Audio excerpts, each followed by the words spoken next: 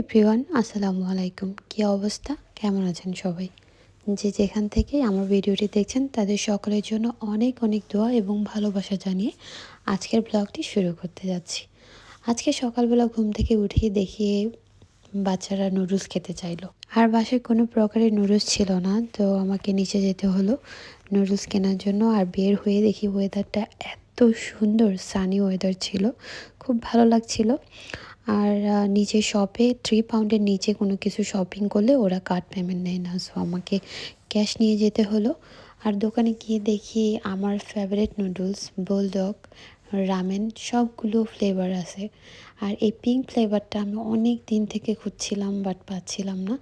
Suddenly আমি এখানে পেয়ে গিয়ে তো অনেক খুশি।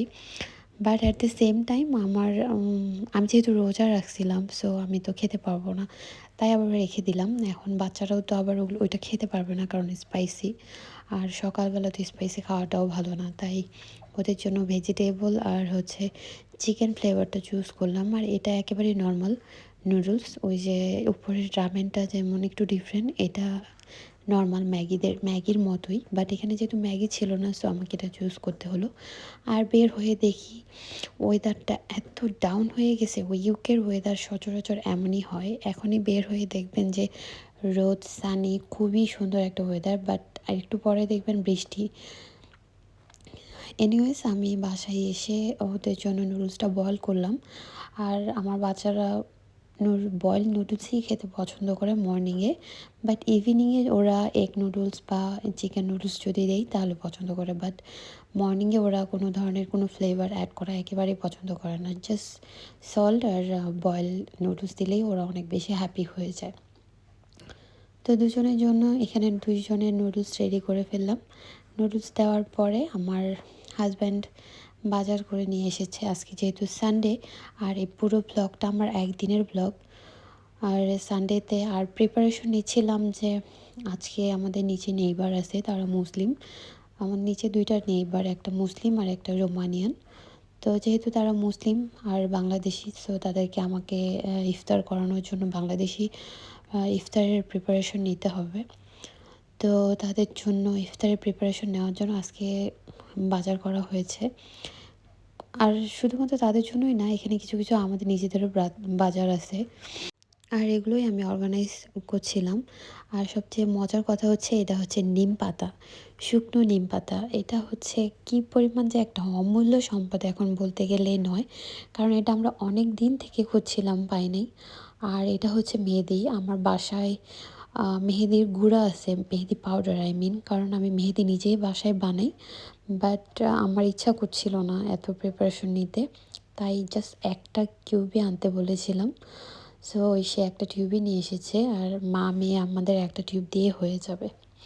আর এখানে অলমোস্ট আমার সবগুলো বাজার গোছানো শেষ। এখন যাব নেক্সট পার্টে। নেক্সট পার্টে তো অনেক কাজ, আজকে আমার হাতে অনলি 2 আওয়ার্স আছে। এই 2 আওয়ার্সের মধ্যে সব রকমের ইফতার, বিরিয়ানি, এভরিথিং আমাকে রেডি করতে হবে। ভাবতে গেলে অনেক বেশি ভয় লাগতেছে যে আমি পারবো কি না অন টাইমে সব কিছু রেডি করতে।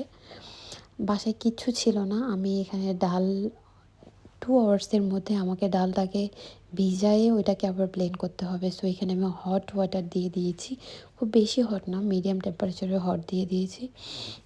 আর এটা যেহেতু আমি ডালের পেঁয়াজি বানাবো, সো এখানে আমি মসুর ডাল আর চানা ডাল যেটা ভাঙা, সেই চানা ডালটা আমি ইউজ করেছি। এটাকে আমি 1 আওয়ারের মতো ভিজিয়ে রাখবো, তারপরে এটাকে আমি ব্লেন্ড করব।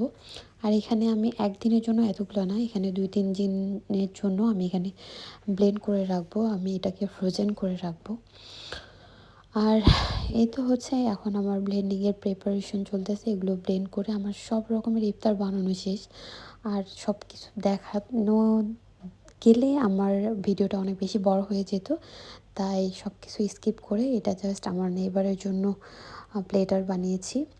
আর এটা এখন আমার জামাই কাভার করতেছে, কাভার করার পরে তারা এগুলোকে দিয়ে আসবে। আর আলহামদুলিল্লাহ আলহামদুলিল্লাহ আলহামদুলিল্লাহ যে আমি 2 ঘন্টার মধ্যে এত কিছু করেছি। এখানে আমি পেঁয়াজি, বেগুনি, আলুর চপ, ছোলা, বিরিয়ানি আর আরও একটা কী যেন আইটেম ছিল, আমি এগুলো 5 থেকে 7 রকমের আইটেম আমি 2 ঘন্টার মধ্যে বানিয়েছি। অনলি 2 আওয়ার্সে আমি এত কিছু করেছি। মাঝে আমার নিজের কাছে আমার মনে হচ্ছে যে আমি মেবি মেশিন হয়ে গিয়েছিলাম ওইটুকু সময়ের মধ্যে।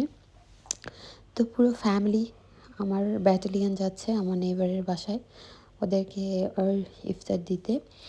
এরপরে আমি আমাদের ইফতারের প্রিপারেশনে চলে আসলাম। সব কিছু ভাজা হয়ে গিয়েছে আমাদের নিজেদের জন্য।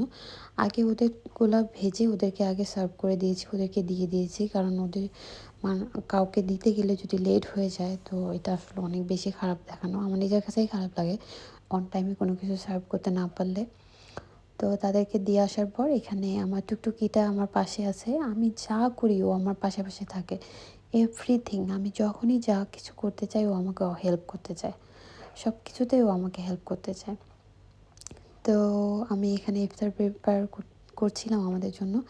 আর আজকে 15th রোজা যাচ্ছে আমাদের এই 15th রোজায় আজকে সেকেন্ড দিন যে আমি এত কিছু ভাজাপোড়া বানিয়েছি। আমি এর মধ্যে আমি ট্রাই করি, মোস্টলি আমি ট্রাই করি যে ভাজাপোড়া না খেতে। আর আমার হাসব্যান্ড তো বাসায় তেমন একটা থাকে না। সো ও না থাকলে আমি খুব সিম্পলি ইফতার নিজের জন্য বানিয়ে খেয়ে ফেলি।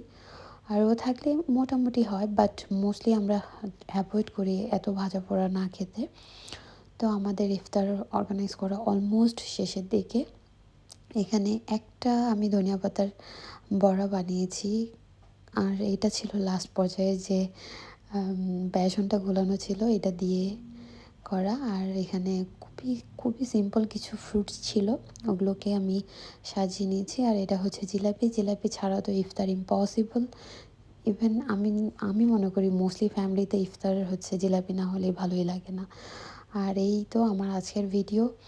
যদি ভালো লেগে থাকে অবশ্যই আমার চ্যানেলটিকে সাপোর্ট করবেন। দেখা হবে নেক্সট ভিডিওতে। ততক্ষণ পর্যন্ত সবাই ভালো থাকবেন, সুস্থ থাকবেন। এই রমজানটা যেন সবার অনেক ভালো কাটে। আল্লাহ যেন সবাইকে অনেক অনেক বেশি ভালো রাখেন, সুস্থ রাখেন, হায়াত দারাজ করেন। এই দোয়া ও শুভকামনা রইল।